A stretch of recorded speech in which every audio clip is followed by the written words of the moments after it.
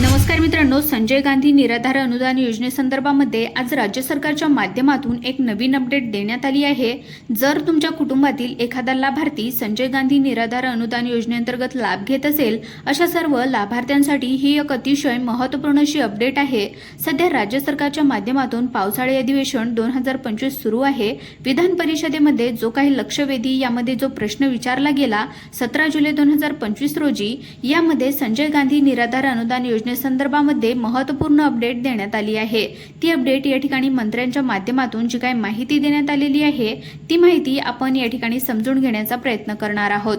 विविध कल्याणकारी योजनेचा लाभ थेट लाभार्थ्यांच्या खात्यावर डीबीटी देण्यासाठी आधार लिंक अनिवार्य आहे। म्हणजे इथून पुढे जर तुमचे निराधार अनुदान योजनेचे पैसे पाहिजे असतील तर तुमच्या बँक खात्याला आधार लिंक करणे, याचबरोबर डीबीटी ऍक्टिव्ह करून घेणे गरजेचे आहे। इथून पुढे सर्व योजनेचे पैसे थेट डीबीटी मार्फतच वितरित केले जाणार आहेत, अशी देखील माहिती या ठिकाणी देण्यात आलेली आहे। संजय गांधी निराधार अनुदान योजनेसाठी आधार जोडणी अनिवार्य या ठिकाणी ठेवण्यात आलेली आहे, असं सुद्धा अपडेट देण्यात आलं आहे। त्याचबरोबर लाभार्थ्यांची आधार नोंदणी करण्यासाठी शिबिरांचे आयोजन देखील करण्यात येत असल्याची माहिती सुद्धा मंत्री नरहरी झिरवळ यांनी आज विधान परिषदेमध्ये दिलेली आहे।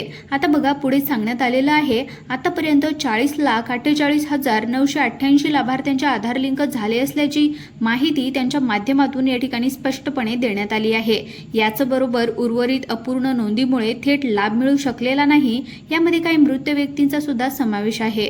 विशेष कुष्ठरोगी हाताने काम करणारे श्रमिक, महिला यांचे थंब इम्प्रेशन या ठिकाणी उमटत नसल्याने आधार लिंक सुद्धा होत नाही। कलेक्टर, महसूल आयुक्त, एनजीओ यांच्यासोबत बैठक घेऊन आधार लिंक प्रक्रिया सोपी करण्याचे निर्देश या ठिकाणी देण्यात आले आहेत।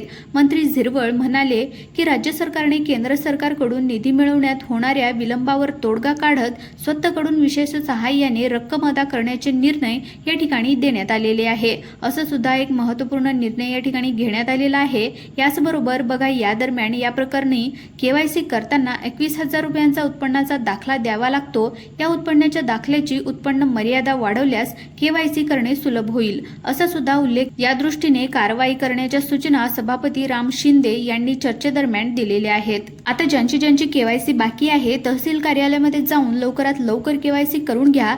जर उत्पन्नाचा दाखलाचा काही प्रॉब्लेम असेल, तर जर उत्पन्न पूर्वीचा तुमचा दाखवलेला असेल किंवा नवीन उत्पन्न काढून तुम्हाला नवीन उत्पन्न एकतर अपडेट करायचं आहे, जर उत्पन्नाच्या संदर्भामध्ये तुमचे पैसे अडकलेले असतील, तर त्यानंतर ज्या लाभार्थ्यांचे आधार लिंक बाकी आहेत त्यांनी लवकरात लवकर बँक खात्याला आधार लिंक करून घ्या।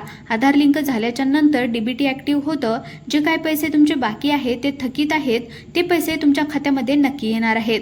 काळजी करण्याची काही गरज नाही। ही एक अतिशय महत्त्वपूर्ण माहिती असल्यामुळे जास्तीत जास्त आपल्या मित्रापर्यंत हा व्हिडिओ नक्की शेअर करा। चॅनलवरती जर तुम्ही पहिल्यांदाच आलेले असाल तर चॅनलला सबस्क्राईब करून क्लिक करून ठेवा। धन्यवाद।